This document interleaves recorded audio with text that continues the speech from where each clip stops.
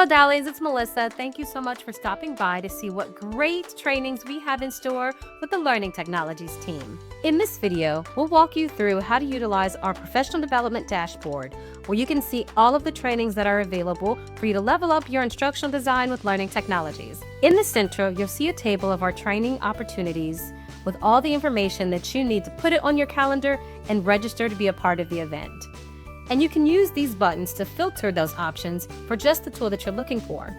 For example, if I'm looking for Clear Touch training, I can press Tool and then Clear Touch only. Now I'm only seeing training for Clear Touch. To clear your search, simply go up to the top and press Reset. If you don't see the training that you're looking for, click our logo.